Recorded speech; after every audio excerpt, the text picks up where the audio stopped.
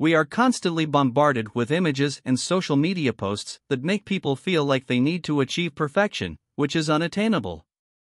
I have been open about my own personal mental health struggles and how I have felt less than. Growing up in the public eye is a lot of pressure.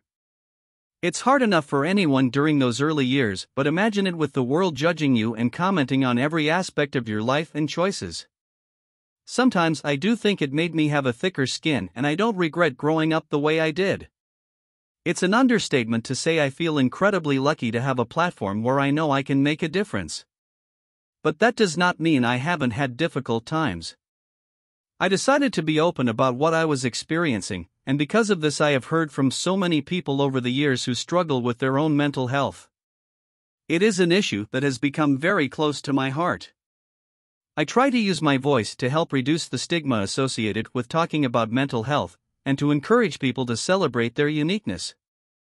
Not alone. There are so many unrealistic expectations for women in our society and a pressure to look and act a certain way. Social media has definitely influenced our idea of perfect, and we often turn to these platforms for validation and comfort. But in the end, this also makes us all feel a bit lonelier. For anyone who is struggling with mental health issues or is simply having a difficult time, I want to tell you that you are not alone. I'm actually a big advocate for social media detoxes. I'm still connected and like to see what's going on, but it's important for me to take time away from scrolling. I try to remember that everyone is usually sharing a highlight reel and only their best photos, and that I don't need to feel bad about not looking the same way. I'm also a strong advocate for therapy.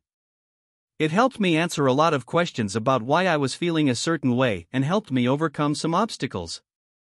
At the beginning, it wasn't easy for me to be open with the fact that I was struggling with depression and anxiety. I felt like there was a pressure to be perfect, as so many people looked up to me. But after I made the decision to seek help and be open about what I was feeling, it was such a relief. I think admitting I am a human being, and not perfect, nobody is, was actually more beneficial to the people that looked up to me. Beauty for the future.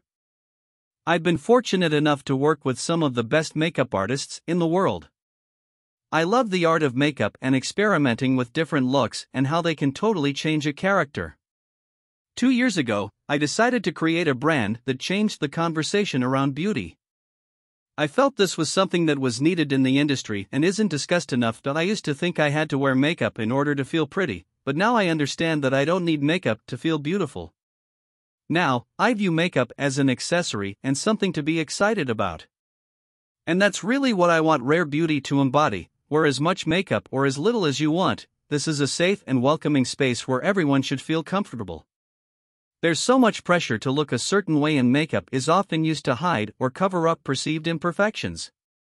But we want women and men to challenge the beauty norm by changing the conversation and celebrating what makes each of us unique. Since the start of Rare Beauty, my team and I have been building a community to have positive conversations around self-acceptance and mental health. During pandemic restrictions, this has included intimate Zoom calls that we call Rare Chats, and also profiling members of our community on social media, where we encourage people to celebrate their individual beauty. We offer 48 shades of foundation and concealer to suit all skin tones. I have seen firsthand how many of our followers have formed meaningful connections with one another during this crazy year. It was also important to me to have a purpose behind the company, and I knew mental health would be a big part of our message. With the Rare Impact Fund, we want to reduce the stigma associated with mental health, address the epidemic of chronic loneliness, and help give people access to the resources and services they need to support their mental well-being. We launched the fund this past July, on my 28th birthday, and announced our goal of raising $100 million over the next 10 years to help give people in underserved communities access to mental health services. We are committed to raising funds with other partners and our community, and 1% of Rare Beauty annual sales will go directly to the Rare Impact Fund. With the fund, we also created the Rare Impact Mental Health Council, which is made up of expert advisors from leading universities, organizations, and companies to help us make sure we are making the biggest impact.